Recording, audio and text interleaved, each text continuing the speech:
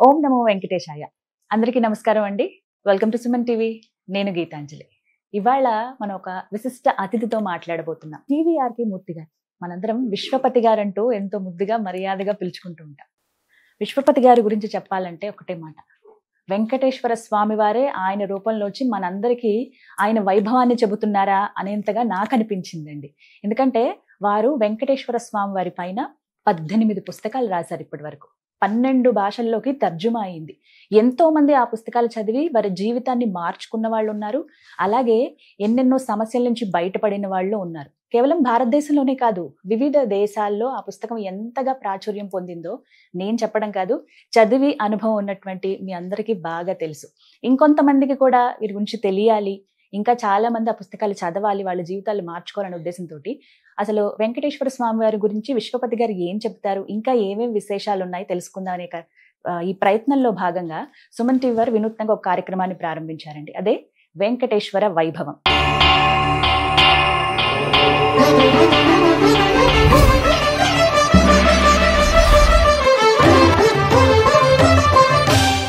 అఖిలాండ కోటి బ్రహ్మాండ నాయకుడు ఆ దేవదేవుడి గురించి తెలుసుకోవాలని మా అందరికీ కోరిక అండి వీడియోస్ ద్వారా. ముందుగా ఒక మొదటి ప్రశ్నతో ప్రారంభిస్తాను. తప్పకుండా. తిరుమల కొండల పైన, ఆ కొండల మధ్యలో 7 కొండల వాడిగా మనం చెబుతున్నాం స్వామి. అసలు ఆయన ఎప్పుడు వెలిసారు అక్కడ? స్వయంభూమూర్తి అని చెప్తారు.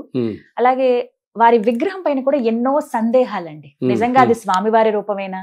కొంతమంది ఏమో లేదు లేదు అమ్మవారు అంటారు, కొంతమంది ఏమో సుబ్రహ్మణ్య స్వామి అంటారు, కొంతమంది ఏమో వెంకటేశ్వర స్వామి అంటారు, కొంతమంది అయితే ఇప్పుడు చాలా చూస్తున్నామండి ఆయన అసలు వెంకటేశ్వర స్వామి ఏ దేవుళ్ళు వీళ్ళందరూ కాదు బుద్ధుడు అంటారు కొంతమంది. ఇంత వాదనలు జరుగుతున్న ఈ నేపథ్యంలో అసలు ఆ తిరుమల కొండల పైన స్వామివారు ఎప్పుడు వెలిసారు, ఎప్పటి నుంచి ఉన్నారనేది తెలుసుకోవాలనుకుంటున్నాను. అవునమ్మా, అవును. అసలు నువ్వు అన్నట్టు చాలా మంది ఆ స్వామివారిని ఎన్నో రూపాలతో తరతరాలుగా కొలుస్తూ ఉన్నారు. కొంతకాలం పాటు మీరన్నట్టుగానే అంటే ఆ కొండ మీద ఉన్న ఏంటంటే బుద్ధుడు గాను, అమ్మవారు గాను, సుబ్రహ్మణ్య స్వామి, శివుడని కొంతమంది ఇలా రకరకాలుగా కొలుస్తూ వచ్చారు కదా. ఏమిటి అసలు ఆ స్వామి గురించి అసలు ఆయన ఎలా ఆవిర్భవించాడు? ఇప్పుడు కూడా మనకేంటి తిరుమల కొండలు ఇప్పటికీ చూడు, ఎక్కడో ఆ కొండల్లో అన్నిట్లో కూడా స్వామి ఉన్న ప్రదేశం అంతా ఒక లోయలా ఉంటుంది.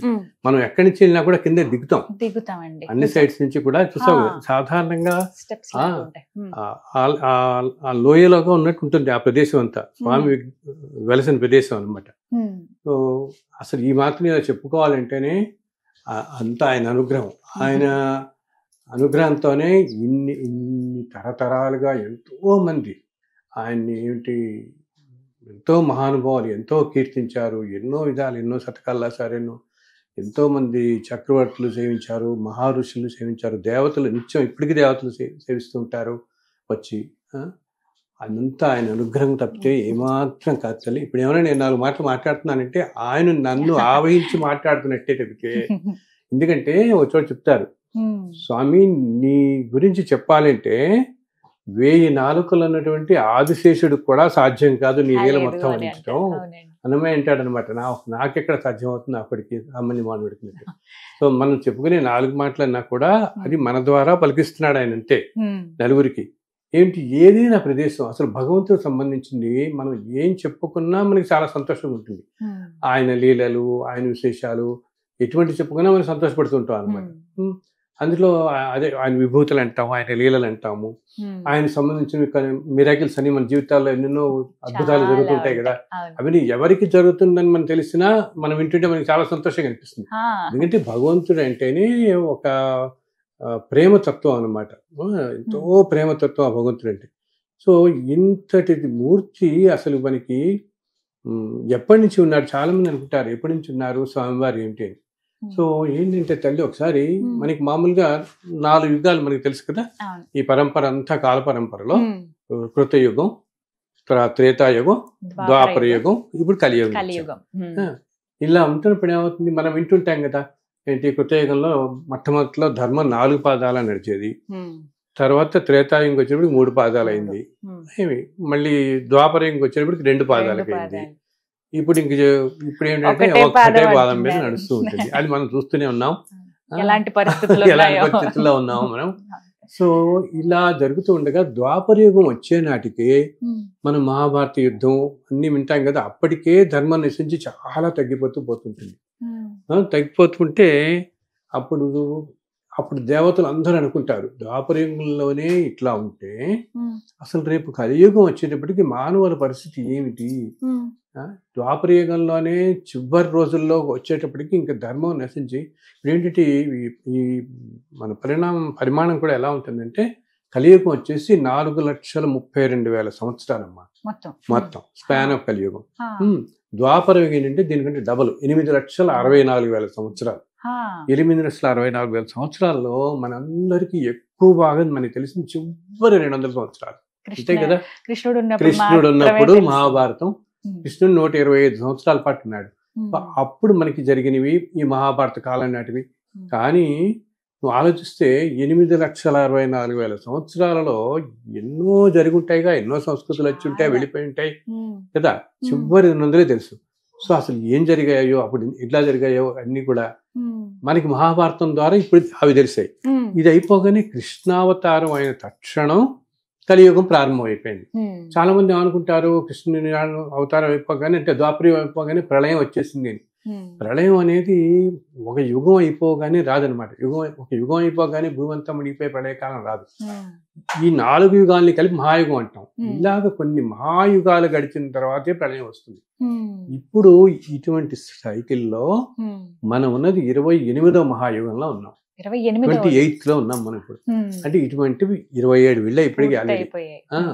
సో ఇటువంటి మహాయుగాల్లో ఒక మహాయుగంలో ద్వాపర యుగంలో అప్పుడు ఈ దేవతలందరూ వెళ్ళి విష్ణుమూర్తిని వైకుంఠానికి వెళ్ళి ప్రార్థిస్తారు. స్వామి, ఈ ద్వాపర యుగంలోనే కింద చూస్తున్నాం భూమి మీద ఇంత దారుణంగా ఉంది పరిస్థితి, ఇంకా రాబోయే కలియుగంలో మనుషులు చాలా ఏమంటాం ఎంతో అధర్మపరులై ఉండి, అత్యంత అల్పమైన ఆయుష్తో ఉండి, రకరకాల ధనం మీద, అన్నిటి మీద, వస్తువుల మీద, స్త్రీల మీద, ఇట్లాగా అనేక ఏమంటాం మోహం పెంచుకుని అన్ని పదార్థాల మీద అన్నమాట, వీటన్నిటి మీద పెంచుకుని అనేక అన్యాయాలకి, ధన సంపాదన కోసం అనేక అక్రమార్జనలు పెట్టుకెళ్ళిపోయి ఎన్నెన్నో దారుల్లోకి వెళ్ళిపోయి రకరకాల నానా విధాల కష్టాలు పడుతూ ఉంటారు. ఇంకా రాబోయేది ఎందుకంటే వాళ్ళందరూ కూడా గ్రహిస్తారనమాట. మహర్షులకి ఆ దర్శనా శక్తితో గ్రహించి కలియుగం ఇలా ఉండబోతోంది, ముందు ముందు వీళ్ళందరి పని ఆగిపోతుంది మానవులు. ఇక్కడ ఏమవుతుంది, ఎప్పుడైతే ధర్మమే లేకుండా పోతుందో అన్యాయం చేసే వాడితో పాటు ధర్మంగా ఉన్న వాళ్ళు కూడా చాలా సఫర్ అవుతుంటారు కదా, ఏమో కష్టాలు పాలవుతుంటారు. అది మనం చూస్తున్నాం కూడా. ధర్మంలో ఉన్న వాళ్ళు కూడా ఎంత కష్టాలు పాలవుతున్నారు, ఎట్లా పడుతున్నారని చూస్తున్నాం కదా. సో ఇది వెళ్ళి వీడి దేవతలందరూ వెళ్ళి స్వామివారి దగ్గర మొరపెట్టుకుంటారు. ఆ స్వామికి వెళ్ళి, స్వామి ఇలా అవ్వబోతోంది, నీకు తెలిసిందే కదా ఇది, వాళ్ళందరినీ ఎలాగ ఉద్ధరించబడాలి, ఎలాగ వాళ్ళలో ధర్మంగా ఉండేవాళ్ళు ఈ కష్టాల నుంచి, వాళ్ళ ప్రారంభ కర్మల నుంచి, వాళ్ళు అనిపిస్తున్న బాధల నుంచి కాస్త ఉపశమనం కలగడానికి ఎలా స్వామి, మాకందరికీ చాలా వ్యధగా ఉంది చూస్తుంటే అని చెప్పి ఆ శ్రీమన్నారాయణ వారిని వీళ్ళందరూ ప్రార్థిస్తారు. అప్పుడు శ్రీమన్నారాయణ చెప్తాడనమాట, ఆయన అని చెప్పగానే నేను కలియుగంలో భూమి మీద వెలసి కలియుగాంతం దాకా ఉండి అందరినీ ధర్మ మార్గంలో ఉండే వారిని రక్షిస్తూ ఉంటాను అని అంటారు. అప్పుడు వీళ్ళందరూ ఎంతో సంతోషపడతారు. అమ్మ స్వామి వారు వస్తున్నారు, నారాయణ నువ్వే వస్తున్నావా తండ్రి భూమి మీద అంటే, నేనే వస్తున్నాను, నేనే స్వయంగా వైకుంఠం నుంచి వచ్చి భూమి మీద ఒక ప్రదేశం ఎన్నుకొని ఆ ప్రదేశంలో నేను వచ్చి నిలబడి కలియుగాంతం దాకా ఎవరైతే ధర్మంగా ఉంటూ ఉంటారో వాళ్ళు కూడా కష్టాలు పడుతున్న వాళ్ళందరినీ మంచి మార్గంలో ఉంటూ నన్ను ఎవరైతే సేవిస్తూ ఉంటారో వాళ్ళందరినీ రక్షిస్తూ కలియుగంలో వాళ్ళందరినీ మంచి వాళ్ళని కాపాడుతూ ఈ విధంగా నేనే వచ్చి స్వయంగా వెలుస్తాను అని అంటారు.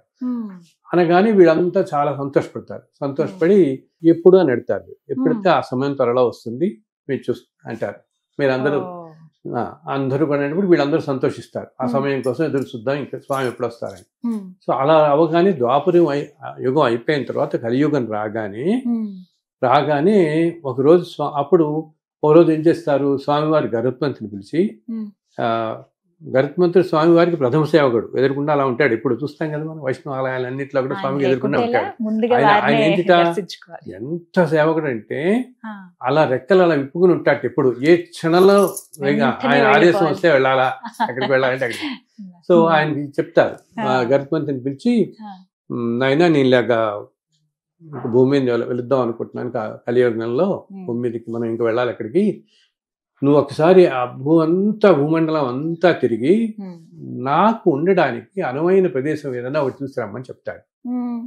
అప్పుడు గరుత్మంతుల వారు ఇంకా వాయువేగంతో వైకుంఠం నుంచి వచ్చి భూమి మీద అనేక ప్రదేశాలు చూస్తారు. ఒక్కొక్క ప్రదేశం చూస్తే అందులో సాక్షాత్తు శ్రీమన్నారాయణుడే ఆయనే వచ్చి ఉండాలంటే అది ఎంత అద్భుతమైన ప్రదేశం అయి ఉండాలి. వైకుంఠం ఆ పరంధాముడే పురుషోత్తముడే వచ్చి ఉంటున్నాడంటే అందులో చూస్తారు. కొన్ని ప్రదేశాలు లాగానే పక్కని ఒక చోట ముందు ఒక ప్రదేశానికి వస్తారు. అక్కడ ఎంతో గొప్ప నది వెళుతూ ఉంటుంది పక్క నుంచి, చాలా బాగుంది నది ఒడ్డుని అనుకుంటారు. కానీ ఆయన ఇంకా అనుకుంటూ ఉండగా గరుత్మంతుల వారు ఒక చోట ఎక్కడో ఆయనకి ఏదో కొంచెం సంశయంగా అనిపిస్తుంది, ఏమో ఇదంతా ఇదిగా గబుక్కుని అనిపించి అక్కడి నుంచి ఇంకో చోటుకి వెళ్ళిపోతారు. ఇంకో చోటుకి వెళ్ళి మన భారతదేశ ప్రదేశంలో అనమాట, భారతదేశం ఇలా ఈ ప్రపంచం అంతా. అప్పుడు ఆ రోజుల్లో ఏంటంటే తల్లి, మొట్టమొదట్లో అసలు ఇన్ని దేశాలు అనేవి లేవు, అంతా కూడా ఒకటే ప్రదేశంగా కూడా ఉండేది. అసలు తర్వాత ఈ ఖండాలు విడిపోవడం కూడా తర్వాత జరిగింది. ముందంతా భూభారం ఒకటేలా ఉండేది, భూభాగం అంతా కూడా అన్ని చోట్ల ఈ సనాతన ధర్మమే విస్తరిల్లి ఉండేది మొత్తం కూడా. ఇప్పుడు నేను అనుకుంటున్న అమెరికా, రష్యా ఇవన్నీ కూడా 200-300 సంవత్సరాలు 400 సంవత్సరాలు ఈ మధ్య కాలంలో వచ్చిన పేర్లు ఇవన్నీ. అప్పుడు ఆ సంస్కృతులు, ఆ రాజ్యాలు అవన్నీ వేరప్పుడు. సో ఈ గరుత్మంతుడు అలా కలియుగం మొదట్లో అలా తిరుగుతూ ఇంకో ప్రదేశానికి వెళ్తాడు. అక్కడ చాలా బాగుంటుంది. ఏంటి అక్కడ ఎన్నో అద్భుతమైన పూల తోటలు అన్నీ ఉంటాయి అనమాట. మరి చాలా బాగుంది ప్రదేశం అనుకుంటుండగా అక్కడ ఇంకొక చేదో కొద్దిగా మనసుకి ఇంకా పూర్తిగా రాదు, సంతృప్తి కలగక అక్కడి నుంచి ఇంకో చోటుకి వెళ్తాడు. ఇంకో చోటుకి వెళ్తే అది ఇంకా అద్భుతంగా ఉంటుంది. ఒక పక్కన సెలయాలు వెళుతుంటాయి, ఒక పక్కన ఇట్లా ఉంటుంది, ఏమంటాం మనం ఎన్నో చక్కటి లేళ్ళని పరిగెడుతూ ఉంటాయి, కుందేళ్ళు ఉంటాయి, చాలా బాగుంటుంది. ఇది చాలా బాగుంది ప్రదేశం అనుకుంటాడు అనమాట. అన్ని నెమళ్ళు ఉంటాయి అక్కడంతా కూడా, ఎన్నో రకరకాలమైన పుష్ప జాతులు కానీ రకరకాల మృగజాతులు కానీ, అంటే ప్రకృతి ఎంతో అద్భుతంగా ఉంటుంది అనమాట. నెమళ్ళన్నీ అక్కడ నాట్యం చేస్తూ ఉంటాయి, ఏనుగులు నాట్యం చేస్తుంటాయి, అటు ఇటు ఏంకారం చేస్తూ, చాలా బాగుంది ప్రదేశం అనుకుంటాడు. మళ్ళీ ఏదో కొంచెం వెరతిగా అనిపిస్తుంది, మళ్ళీ వాయువేగంతో మళ్ళీ పెడతాడు. వెళ్ళి అలా ఒక ప్రదేశానికి వచ్చేటప్పటికి ఇంకో ప్రదేశానికి వచ్చి ఒక కొండల మధ్య దగ్గరికి వస్తాడు. దగ్గరికి అక్కడ పక్క నుంచి ఒక నది పెడుతూ ఉంటుంది. ఆ నది దగ్గరికి వచ్చి పక్కనే కొండల దగ్గరికి వెళ్ళి ఆ కొండల మీద వాలి చూస్తే అక్కడ ఇంకా అసలు ఎంత అద్భుతంగా ఉంటుందంటే, ఎటు చూసినా పెద్ద పెద్ద అరణ్యాలు, ఎన్నో అద్భుతమైన వృక్ష జాతులు అనమాట. పుష్పజాతులు, వృక్ష జాతులు ఉంటాయి. దాంట్లోనేమో ఎల్లో మామూలుగా మన పళ్ళం అనమాట, రకరకాల పండ్ల మొక్కలు కానీ పూల మొక్కలు కానీ ఎన్నో రకాలు ఉంటాయి. అండ్ అన్నిటికంటే మించి ఎన్నో సెలయేళ్ళు ఉంటాయి. అదంతా కొండలు అంతా కూడా ఒక నది పక్కనే ఉంటుందని చెప్పాను కదా, ఇదన్నీ చూస్తాడు. అండ్ ప్రకృతి ఎంత అద్భుతంగా ఉంటుందో అంత అద్భుతం ఉంటుంది.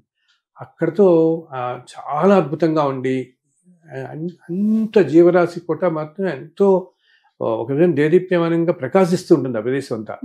అప్పుడు అనిపిస్తుంది ఇది స్వామికి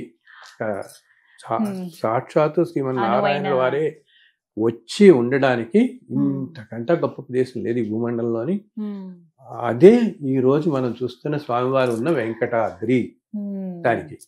దాని పక్కన ఏంటంటే సువర్ణముఖి నదిని వెళుతూ ఉంటుంది. సువర్ణముఖి నది తీరంలో ఉంటుంది, ఈ కొండలన్నీ ఉంటాయి. ఇవి శేషాచల పర్వతాలు అంటారు.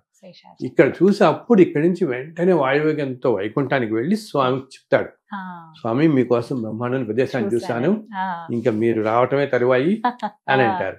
అనగానే ఆయన వెంటనే చెప్తారు, మనం ఫలానా రోజు ఇలా వెళ్ళబోతున్నాను ఆయన భూలోకానికి అని. కానీ వెంటనే ఈ గరుత్మంతుల వారు అందరికీ, దేవతలందరికీ చెప్తారు, స్వామివారు ఫలానా రోజు వైకుంఠం నుంచి దిగి భూమికి వస్తున్నారు, భూమికి రాబోతున్నారు అనగానే అప్పుడు ఇంకా దేవతలు అందరూ ఎంతో సంతోషపడి, సో వైకుంఠం నుంచి స్వామి ఒక రోజున ఎప్పుడు వస్తారు, కలియుగంలో ఒక ఒక సంవత్సరంలో అనమాట ఆశ్వేజ మాసంలో శ్రవణ నక్షత్రం రోజున ఆయన ఈ కొండల మీదకి వచ్చి ఇప్పుడు ప్రదేశానికి వచ్చారు. ఆయన వచ్చినప్పుడు ఆయన అక్కడి నుంచి వస్తుంటే ఇంకా తెలిసింది కదా స్వామి వెళ్ళబోతున్నాడని, నారాయణుల వారే వస్తున్నారు ఇక్కడికి అని చెప్పేసి. ఇంకా వస్తున్నప్పుడు ఆయనతో పాటుట అందరు దేవతలు వస్తారు ఆకాశ మార్గంలో. అసలు అది చూస్తే మనకి ఊహించుకోవడానికే చూడు నువ్వు. పక్కన శివుడు, బ్రహ్మదేవుడు, హనుమంతుల వారు, అందరూ ఇంద్రుడు, అందరూ సర్వదేవతలు అన్నమాట. అందరూ వినాయకుడు, సుబ్రహ్మణ్య స్వామి, సర్వదేవతలు, ముగ్గురు శక్తులు అందరూ అనమాట. మన సరస్వతీదేవి, లక్ష్మీదేవి, పార్వతీదేవి, వీరు అందరూ అసలు మామూలుగా మన వాళ్ళు అంటే యక్ష కింపురుష కిన్నెర గణాలని, అలా దేవతా గణాలన్నీ కొన్ని వేలు ఆకాశం అంతాట. అసలు ఒక్క దేవత వస్తుంటేనే మనకు కనపడితే తేజస్సుందంటాం ఆకాశంలో. సూర్యచంద్రుడు కూడా దేవతలు. ఆ దేవతలు అష్ట దిక్పాలకులు, నవగ్రహ దేవతలు అందరూ ఆకాశం నుంచి ఇలా వస్తుంటే ఆశ్చర్యపోతూ, ఇప్పుడు మిగతా దేవతలు చాలా మందికి తెలియదు కదా ఏ ప్రదేశానికి వెళ్ళబోతున్నారని. వీళ్ళందరికీ కూడా స్వామి ఏ ప్రదేశానికి వెళ్ళబోతున్నారని గరుత్మంతుల వారికే తెలుసు అప్పటిదాకా. ఇంకా ఈ గరుత్మంతుల వారు వైకుంఠం మీద వస్తూ ఉంటే, నారాయణ వారు లక్ష్మీనారాయణలు ఎదురు వస్తుంటే అలా చూస్తుంటారు అందరూ. వీళ్ళు ఆయన ఫాలో అయ్యి వస్తారు. అలా వస్తూ స్వామి వచ్చి ఈ ప్రదేశానికి వస్తారు. అసలు అలా ఆకాశానికి అప్పుడేంటి, అప్పటికే ఆ కొండల మీద అక్కడక్కడ ఎంతో మంది తపస్సు చేసుకుంటున్నారు మహర్షులు. ఆ మహర్షులు ఆకాశానికి చూసి దేవతలందరూ ఇలా వస్తుంటే అసలు వాళ్ళ ఆనందానికి అంతు లేదనమాట. ఎంత ఆనందపడిపోయి ఇంత దేవతల్ని దర్శించి, ఇది నిజంగా జరిగిన సంఘటన తల్లి. ఇంతమంది దేవతలని అక్కడ దర్శించగలగటం ఒక్కసారిగా అసలు ఆ వెలుగు అది తీవ్రమైనది అనమాట. జరిగి దాంట్లోంచి అప్పుడు స్వామి అలాగా వీళ్ళందరూ వెనక్కి రాగా అది వెనక్కి వస్తుంటే వీళ్ళందరూ ఇంకా రకరకాల స్తుతిస్తారు. అప్పుడు స్వామివారు వచ్చి మన ఇప్పుడున్న ప్రదేశం దగ్గరికి వస్తారన్నమాట. కొండ మీదకి వస్తారు. వచ్చిన తర్వాత ఈ దేవతలందరూ కొన్నాళ్ళు ఇక్కడే ఉండి, అప్పుడు అది ఎంత అద్భుతం అంటే అసలు మనం ఊహించుకుంటేనే ఎంత ఇదిగా ఉంటుంది. అందుకనే ఆ క్షేత్రం తిరుమల అనేది అంత పవర్ఫుల్, అంత శక్తివంతమైనది అని అంటాం. ఎందుకంటే ఆ స్వామి వెలిసినప్పుడు సర్వదేవతలు వచ్చి వాళ్ళు ఏం చేస్తారు, దేవతలు వస్తూ వాళ్ళ లోకాలలో ఇప్పుడు మనకన్నీ మనం ఇక్కడ సన్నజాజి, సంపెంగ, మల్లెలు, జాజులు, బంతి పూలు ఇవన్నీ చూస్తామా. ఇలా ఇటువంటివి మందారాలు కానీ ఇట్లా దేవలోకాల్లో ఎన్నో రకాల పుష్పాలు ఉంటాయి. ఆ పుష్పాలన్నిటితో పుష్పవృష్టి కురిపించారు ఆ రోజు. కొండల మొత్తం కూడా వచ్చారు వాళ్ళనమాట. అప్పుడు బ్రహ్మదేవుడు ఏం చేస్తాడంటే, ఇంకా చాలా సాక్షాత్తు శ్రీమన్నారాయణ వారే ఈ కలియుగంలో వీళ్ళందరినీ రక్షించడానికి భూమి మీదకి వచ్చారని చెప్పి ఎంతో సంతోషపడి, ఇందరు దేవతలు కూడా వచ్చారు కదా ఇక్కడ, అందుకని ఒక పెద్ద ఉత్సవాలు మనం చెయ్యాలి అని సంకల్పించి, అవే బ్రహ్మోత్సవాలు అని మనం ఇప్పుడు చెప్పుకునేవి. బ్రహ్మదేవుడు సంకల్పించి స్వామి శ్రీమన్నారాయణుల వారు వచ్చారు కాబట్టి సంకల్పించిన ఉత్సవాలుగా వాటిని బ్రహ్మోత్సవాలు అని చెప్పి అంటాం మనం ఇప్పుడు. అది అందుకని ఇప్పటికీ కూడా బ్రహ్మోత్సవాలు ఏం చేస్తారు, ఆయన చెప్పాను ఆశ్వేజ మాసంలో శ్రవణ నక్షత్రంలో స్వామివారు అక్కడ వెలిసారు కాబట్టి ఆ దాంతో చివరి రోజుగా ఉండేలాగా ముందు 10 రోజుల ముందు రోజు నుంచి మొదలు పెడతారు మన వాళ్ళు. సంకల్పం మొదలుపెట్టి నవరాత్రుల్లో ఆశ్వేజ మాసంలో వస్తాయి. శ్రవణ ఆయన వెలిసిన మీద భూమి మీద వెలిసినప్పుడు అప్పుడు ఆయన చెప్తాడనమాట. వచ్చి రాగానే వాళ్ళందరూ దేవతలందరూ ఋషులు అందరూ అడతారు, స్వామి నిన్ను మేము దేవతలైన మేమే నీ రూపాన్ని నేను దర్శించలేకపోతున్నాము. ఇలాగా ఇంకా సామాన్య మానవులకి ఎంత కష్టతరం నీ రూపాన్ని దర్శించడం అనేది, ఈ విధంగా దర్శనం కలగటం అని అంటే, అప్పుడు ఆయన అంటాడు, నేను ఇప్పటి నుంచి కూడా ఈ కొండల మీద శిలారూపంలో భ్రమింపజేస్తూ ఉంటాను అంటాడు. నేను ఇక్కడే ఉంటాను కానీ చూసేవారందరికీ నేను శిలలాగానే కనపడతాను. శిలారూపంలో భ్రమింపజేస్తూ నేను ఇట్లా నించుని ఉంటాను. కలియుగాంతం దాకా వీళ్ళందరినీ రక్షిస్తూ రకరకాల జనులు ఇందా చెప్పాను కదా, ఎన్నెన్నో కష్టాలు పాడాయి పాపం. వాళ్ళ ప్రారంధ కర్మల వల్ల ఎన్నెన్నో కష్టాలు పాడవుతూ ఈ జన్మలో ధర్మంగా ఉంటూ అనేక కష్టాలు పాలవుతున్న వాళ్ళు ఎవరైతే నన్ను సేవిస్తూ నా మీదే పూర్తి భారం వహించి నిత్య జీవితంలో సక్రమంగా ధర్మంగా బతుకుతూ ఉంటారో వాళ్ళ కోరికలు తీర్చి వాళ్ళ కష్టాల నుంచి తొలగించి నేను ఉంటాను. అందుకని కలియుగంలో మానవులకి నన్ను ఈ రూపంలో దర్శించేంత శక్తి ఉండదు కాబట్టి శిలారూపంలో నేను దర్శనమిస్తూ భ్రమింపజేస్తూ శిలారూపంలో ఉంటాను అంటారు. అలాగా ఆ స్వామి వెలిసారనమాట. సో అప్పటి నుంచి ఇది ఎప్పుడు ఈ కలియుగం కాదు, ఇప్పుడు కలియుగంలో మనం ఇప్పుడు 5120 సంవత్సరాలు ఉన్నాం. ఇప్పుడు వచ్చింది మనం ఇంగ్లీష్ మామూలుగా 2024 ఇంగ్లీష్ది, మన దీన్ని 5121 ఉంటాం మనం. ఇప్పుడుది కాదు, ఇది ఇంతకు ముందు మహాయుగాల్లో ఒక కలియుగంలో, ఈ కలియుగం మొదట్లో కాదు ఈయన ఉన్నది. ఇంతకు ముందు మహాయుగాలలో ఎన్నో మహాయుగాల వెనకాల వచ్చిన ఒక కలియుగంలో ఈ స్వామివారు వచ్చి అలా నిలబడి, అది కూడా ఏమిటి, ఆయన శిలారూపంలో అలా ఉండి ఆ తర్వాత దేవతలందరూ కూడా ఈ ఉత్సవాలు అవి వెళ్ళగానే స్వామి చెప్తాడు, ఆయన ఇంకా మీ లోకాలకు మీరు వెళ్ళండి, నేను ఇక్కడ ఉంటానని చెప్పి. సో ఆయన ఒక్కడు శిలారూపంలో అలాగా కొన్ని కోట్ల సంవత్సరాలు ఒక్కడు అలా ఉన్నాడు తల్లి. ఎండకి వానకి అలా నుంచుని ఉన్నాడు ఆయన. నిజంగా మనం కాసేపు నుంచుంటామంటే మన పరిస్థితి ఇలా ఉంటుంది. ఇన్ని కోట్ల సంవత్సరాలుగా ఆయన అలాగా ఏంటి ఇన్ని యుగాలు నడుస్తున్నా ఆయన అలా నుంచుని ఉన్నాడంటే మనం అంటే ఆయన ప్రేమ కాకేమిటి కదా.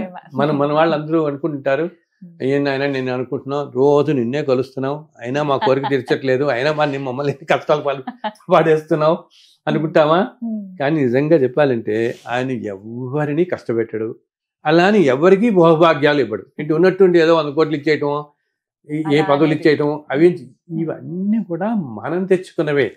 ఇంతకుముందు జన్మల నుంచి మనం ఏ కర్మలు, ఇప్పుడు ఇందాక చెప్పానే, ఇప్పుడు ద్వాపర యుగంలో 8,64,40,000 సంవత్సరాలు అన్నావా.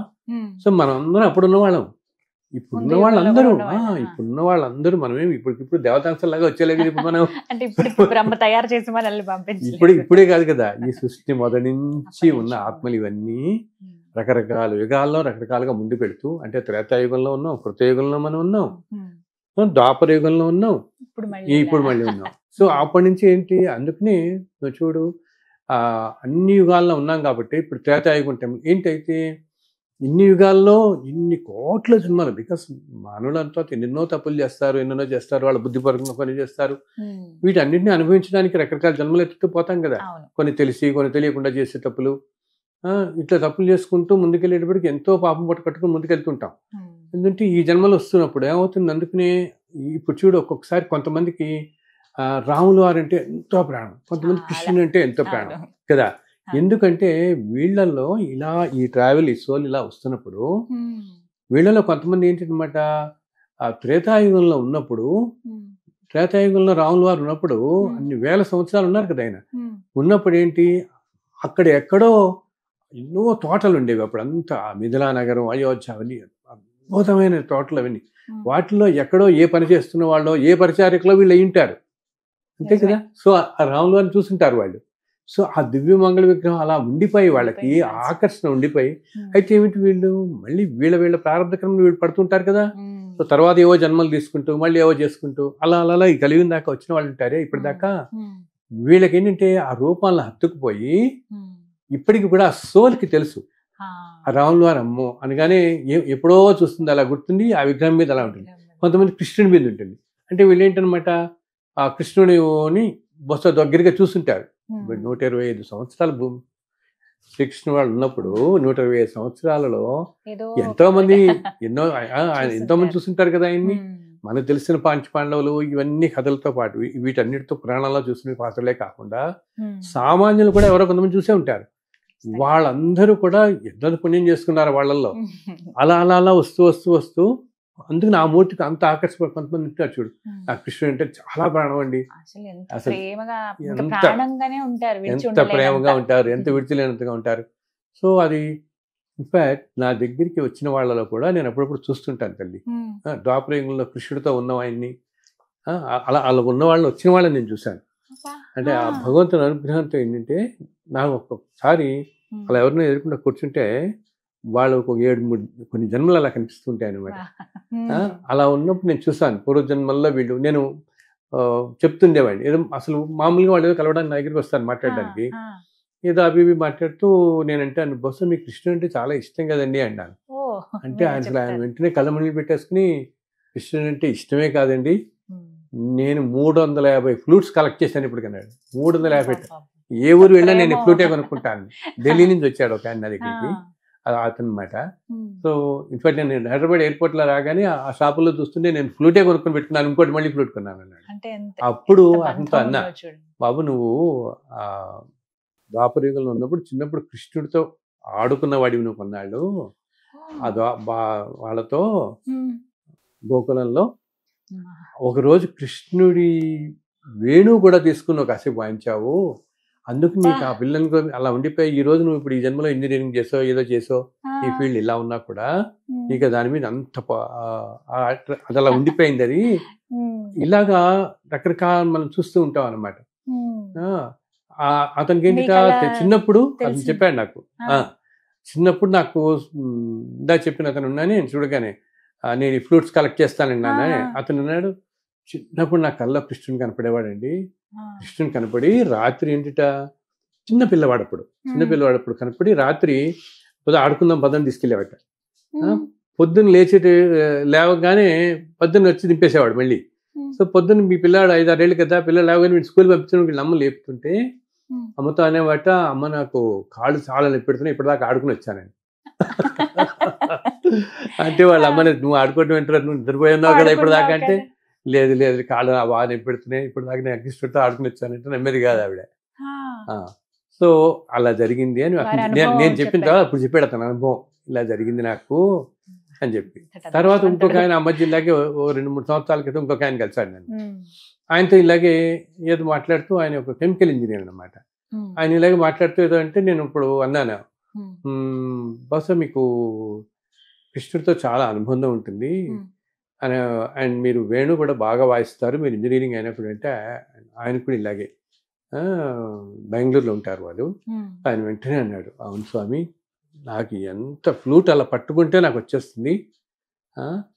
అండ్ చిన్నప్పుడు అప్పుడు వెంటనే అన్నాడు, మీరు చెప్పిన ఈ విషయం నా వయసు 56 అంటే ఇప్పుడు ఒక 56 సంవత్సరాల క్రితం ఒకళ్ళే ఈ మాట చెప్పారు నాకు, మళ్ళీ ఈరోజు నేను మీ దగ్గర వింటున్నాను. ఏంటా ఈయన ప్రెగ్నెన్సీలో ఉన్నప్పుడు గర్భంలో ఉన్నప్పుడు చంద్రశేఖర సరస్వతి వారు వీళ్ళ అమ్మగారికి కలలో కనపడి చెప్పారట, అమ్మ నీకు పుట్టబోయే బిడ్డ ద్వాపరయుగంలో కృష్ణుడితో ఆడుకున్న పిల్లవాడే నీకు జన్మిస్తున్నాడు అని. ఆ మాట నాకు మళ్ళీ ఇప్పుడు గుర్తొచ్చిందండి మీరు చెప్పింది. 56 సంవత్సరాల తర్వాత మీరే వాళ్ళ అమ్మగారు చెప్పిన మాట. ఆవిడ కూడా ఎంతో గొప్ప ఆవిడ ఎన్నో వేదాల నుంచి అన్నింటినీ ట్రాన్స్లేట్ చేశారు, ఎన్నో గ్రంథాలు రాశారు, చాలా స్కాలర్ ఉన్నారు, చాలా పెద్ద స్కాలర్ ఆవిడ. కన్నడ అనమాట, కన్నడ బెంగళూరులో ఉంటారు. సో ఈయన అసలు కలమనీళ్ళు వెంటనే ఆయన వాయించిన ఫ్లూట్ అవన్నీ కూడా నాకు వీడియో బ్రిక్స్ పంపించాడు. ఆయన మామూలుగానే కాదు, పీఠాధిపతుల దగ్గర వాయించాడు ఆయన. ఉడిపి దగ్గర కానీ ఎక్కడికి వెళ్ళినా పీఠాధిపతులు అలా పట్టుకుంటే ఆయనకి అలా మైమర్చిపోతాడు, వెళ్తాడు. ఏంటంటే సోలికి అవన్నీ అలా ఉంటాయి, సోలికి ఆ వాసనలన్నీ ఉంటాయి అన్నమాట మనకి. శరీరం, సో కృష్ణ భగవాన్ వారు చెప్పినట్లుగా ఆత్మ శరీరాన్ని విడిచి అలాగా ఇంకొక ఇదంతా ఏంటంటే మనం చేసుకున్న ప్రారంభ కర్మలు బట్టి, ఇంతకుముందు జన్మల్లో మనం ఏమో కర్మలు చేసుకుంటాం కదా, ఆ కర్మలు బట్టి ఒక రకరకాల కర్మలు తీరాలి కదా. ఆ తీరడం కోసం ఒకసారి ఆడవాళ్ళుగా పుట్టచ్చు, మగవాళ్ళుగా పుట్టచ్చు, మన శరీరం ఒకలా ఉండొచ్చు. కొంతమంది పాపం సమస్యలతో పుట్టడంతోనే ఒక కాళ్ళు లేక కన్ను లేక ఎన్నో రకాలుగా పుడతారు చూసావా. సో అంతే కదా, అసలు నీకు పుట్టడం సరిగా పుట్టడమే గ్రేటెస్ట్ బ్లెస్సింగ్. నేను అందరితో అంటాను, కానీ మీరు ఏదో నాకు ఇంత డబ్బులు లేవు, ఇంత ఇది లేదు, ఇంత ఆస్తి లేదు, ఇది అనుకుంటారు. మీరు 4 ఈ రోజు నేను అంటుంటా, మీరు ఇలా ఇప్పుడు మన ప్రోగ్రామ్ చూస్తుంటారు, మీరు కంటితో చూస్తున్నారంటే ఎంత అదృష్టం. నిజమే. కంటితో కంటి చూపు లేని వాళ్ళు ఎంతమంది ఈ ప్రపంచంలో, అంతే కదా. అసలు కంటి చూపు లేని వాళ్ళు, నడవలేని వాళ్ళు, అండ్ అసలు 3 పూట్ల ఈ మాత్రం తినగలిగిన వాళ్ళు ఈ క్షణంలో ఎన్నెన్ని దేశాల్లో ఎన్నెన్ని కష్టాలు పడుతున్న వాళ్ళు ఉంటారమ్మా. యుద్ధాలు అప్పుడు అటంతా యుద్ధాలు జరుగుతూ ఆ మిడిల్ ఈస్ట్ ఎంత ఎంత ఆకలి పడుతున్నారు. సో భగవంతుడు ఎప్పుడు అది చూస్తాడు. స్వామివారు ఎప్పుడు చూసేది ఏంటంటే వీళ్ళకి నేను ఇన్ని బ్లెస్సింగ్స్ ఇస్తున్నాయని ఇవి గ్రహించరేమిటా, వీళ్ళు ఇంకా పరిగెడతారు అనుకుంటుంటాడు. వీళ్ళకి చక్కగా కాళ్ళు చేతులు అన్ని సక్రమంగా ఉండి చక్కగా అసలు ఏం చెప్తారు, సక్రమంగా కాళ్ళు చేతులు అనేందుకు, నోరు మాట ఉన్నందుకు శ్రవణం, భగవంతుని కీర్తనం అంటాం, ఆయన కీర్తిస్తూ ఉండాలి. ఆయన నవవిధ భక్తి మార్గాల్లో చెప్తాం అన్ని కూడా. ఇవన్నీ మర్చిపోయి ఉన్న బ్లెస్సింగ్స్ ని ఆలోచించకుండా మనుషులు ఇది లేదు అది లేదు, ప్రతి మనిషికి లేని దానికోసం. ఎలా ఉంటుందంటే ఎవరో ఒక చోట చెప్తారనమాట, ఏదో హోటల్కి వెళ్తే మనం ఏదో ఏదో పూరీనో ఆర్డర్ చేస్తాం, కాసేపు తర్వాత చూస్తే పక్కన కూర్చున్న వాళ్ళు ఒక మసాలా దోశ ఆర్డర్ చేస్తారు. మనకి అక్కడితో అయ్యో అది ఆర్డర్ చేయలేదు, అది తింటే బాగుండేది అని ఇది తింటున్న సంతోషం నీకు ఉండదు. నువ్వు తెచ్చుకుని ఆర్డర్ చేసుకున్నావే ముందు చక్కగా, ముందు నువ్వు నీ సంతోషంతోనే అనుకున్నావు. నేను పూరినే తినాలని సంతోషపడి ఆర్డర్ చేసుకున్నవాడు పక్కనే ఇష్టంగా పక్కన చూడగానే దాని మీద మనసుకు అయ్యో నేను అది చేస్తే బాగుండేది, అది ఆర్డర్ చేసి ఉండాల్సింది. ఏంటంటే ప్రతి మనిషి ఏమనుకుంటాడంటే తనకున్న సంతోషం గ్రహించడు, నాకు లేని ఏదో వీడు పొందుతున్నాడు అనుకుంటాడు. అదే ప్రధాన సమస్య కదా. అదే ప్రధాన సమస్య. ప్రతి వాళ్ళకి ఏంటంటే అవతల వాళ్ళు ఏదో అనుభవించేస్తున్నారు, మనం అనిపించట్లేదు. దానివల్ల ఏంటి, వీళ్ళకు ఉన్నవి కూడా వీళ్ళు అనుభవించలేకపోతున్నారు. ఉన్న వాటిలో ఆనందం కూడా అసలు కాలంతో పాటు తల్లి ఇలా కాలం వెళుతున్న కొద్దీ కూడా ఒక 56 సంవత్సరాలకి ఇప్పటికీ చాలా కాలం మారిపోయింది కదా. సో ఆ రోజుల్లో నీకు ఒక చిన్న పెన్న పెన్సిల్ కొనుక్కుంటే ఎంతో ఆనందం ఉండేది. ఆనందానికి అంతే ఎక్కడుంది. ఈ రోజుల్లో ఎన్నున్నా మనుషులకి ఇంకా ఆ సంతోషం ఆనందం కలగట్లేదు. ఇంకా తాపత్రం ఏదో కావాలి ఏదో కావాలి అనుకుంటాం. కానీ అసలు ఆనందాన్ని నేను ఎప్పుడు అన్నిట్లో ఇంట్రెస్ట్లు చెప్తుంటాను, చిన్న చిన్న వాటిల్లోనే ఎక్కువ ఆనందం ఉంటుంది. మనం చక్కగా కూర్చొని ప్రశాంతంగా ఎవరిని డిస్టర్బ్ చేయకుండా ఒక కప్ కాఫీ తాగి కూర్చొని ప్రశాంతంగా ఉంటుంది. ఆనందం అనేది నిర్వచించలేం మనం అసలు కదా. అండ్ చిన్న చిన్న ఆనందాలే ఎక్కువ ఉంటాయి జీవితంలో మనకి. పెద్ద ఎంతో ఆనందం ఇచ్చేవి ఏంటి, ఒక ఇల్లు కొనుక్కోవటం, ఒక కారు కొనుక్కోవటం. ఎన్నిసార్లు కొంటాం మనం? 50 సార్లు ఇల్లు కొనలేం కదా. కాఫీ అయితే 50 సార్లు తాగుతాం కదా మనం, అవునా? అప్పుడో రోజు అలా చిన్న చిన్న హ్యాపీనెస్లు, ఒక ప్లేస్ కి వెళ్ళటం, ఏదన్నా ఎంతో సంతోషంగా అనిపిస్తుంది. ఇలా ఇవి నీకు మల్టిపుల్ టైమ్స్ ఉంటాయి. నీకు ఎక్కువ సార్లు ఉండేవి చిన్న చిన్న ఆనందాలు ఎక్కువ. వీటిల్లో కనుక మనం ఆనందపడగలిగితే మన పాత తరాల వాళ్ళందరూ వాటిల్లోనే ఆనందం చూసుకున్నారు. చిన్న వాటిల్లోనే ఒక పండుగ వస్తే చక్కగా అందరూ కలిపి చేసుకోవటం, ఏదో చిన్న చిన్న పిండి వంటలు చేసుకోవటం, ఇక్కడికి వెళ్ళటం. ధన్యవాదాలు గురుగారు. నమో వెంకటేశాయ. నమో వెంకటేశాయ.